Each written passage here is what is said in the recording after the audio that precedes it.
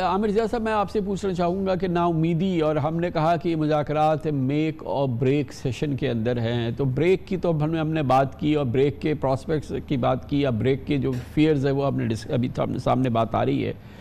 اور وہ ہم دیکھ رہے ہیں کہ وہی ہوگا، لیکن اس کی کاسٹ کیا ہو سکتی ہے کہ یہ میک ہو جائے تو پوری قوم خوش ہے، میک ہو جائے تو پوری قوم سجدہ شکر بدا لائے گی کہ بھئی سیاسی قوتوں کے درمیان ایک تصفیہ ہو گیا، بحالی ہو گئی، اور اب دونوں قوتیں مل کے آگے بڑھیں گی۔ لیکن اگر بریک ہو جائے، اس کی کاسٹ کی بات ابھی تک ہم نے نہیں کی ہے، اور جو کہ ہمارے سامنے کھڑا ہے کہ ابھی یہ سیشن ہو رہا ہے فائنل، اور اس میں ہو سکتا ہے کہ کوئی تصفیہ نہ ہو، تو اس کی بڑی بھاری قیمت ہے نا عامر ضیاء صاحب، اور اس سے زیادہ کیا خرابی ہو سکتی ہے جس سے ہم گزر رہے ہیں، اور اس دوران پھر یہ قوم کو یہ خبر ملے کہ سیاسی قوتیں ملی ہیں اور انہوں نے کوئی فیصلہ نہیں کیا۔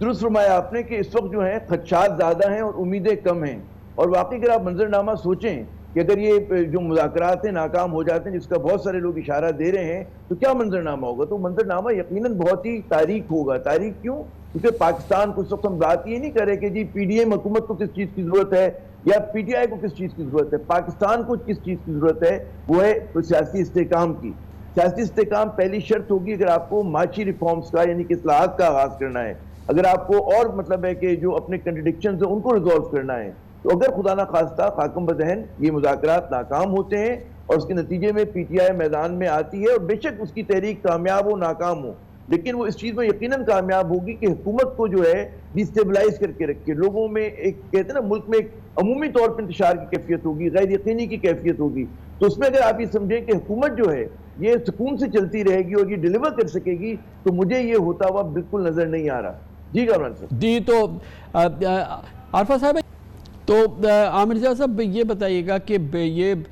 بریک ڈاؤن کی جو صورتحال ہو اگر خدا نہ خواستہ اس کے بعد، تو حکومت کے پاس اس کے لیے کوئی فال بیک پوزیشن ہونی چاہیے، کوئی کنٹینجنسی ہونی چاہیے۔ وہ کیا کریں گے؟ آگے آئی ایم ایف پروگرام کو کیسے ریسٹور ہوگا، اور نہیں ہوگا تو بجٹ کیسے سامنے آئے گا؟ بجٹ آئے گا تو وہ کون سا بجٹ آئے گا؟ اگر یہ مذاکرات ناکام ہو جائے تو اس کی ایک بڑی قیمت ہے، حکومت کو اس کی تیاری بھی تو کرنی ہے آنے والی آفت کی۔ بہت بھاری قیمت ہوگی، اور حکومت کو نہیں ملک کو ادا کرنی ہوگی یہ قیمت۔ اور اس میں جو سب سے بڑا میرے خیال میں جو چیلنج ہے کہ بجٹ میکنگ، یہ جو پی ٹی آئی کے خدشات ہیں میں ایک حد تک درست سمجھتا ہوں، کیونکہ اگر آؤٹ گوئنگ گورنمنٹ ایسا بجٹ دیتی ہے جو کہ پاپولسٹ ہو، تو ہمارے پاس فسکل اسپیس نہیں کہ آپ جو ہے لوگوں کو ایک الیکشن ایئر کا بجٹ دے سکیں، اور ظاہر پی ڈی ایم کی مجبوری ہوگی کہ وہ الیکشن ایئر کے لیے کچھ نہ کچھ کرے۔ یقیناً یہ جو تجویز ہے کہ جناب کسی اور کو آپ بجٹ دینے دیں، اور پھر یہ بھی ایک سوال ہے کہ بھائی آپ نے بجٹ دے دیا اس کے بعد ہار جاتی ہے پی ڈی ایم، تو وہ جو بجٹ کے کمٹمنٹ ہوں گے اس کو کون پورا کرے گا؟ تو یہ ایک سوال ہے۔ اچھا، پھر ظاہر ہے کہ اس غیر یقینی صورتحال میں آپ کے پاس جو بائی لیٹرل یا ملٹی لیٹرل جن ایجنسی سے آپ کی بات ہو رہی ہے وہ آگے بڑھنے سے گریز کریں گے۔ آپ کو اصلاحات جو گزشتہ روز کرنی چاہیے تھی وہ آج بھی نہیں ہو رہی ہوں گی،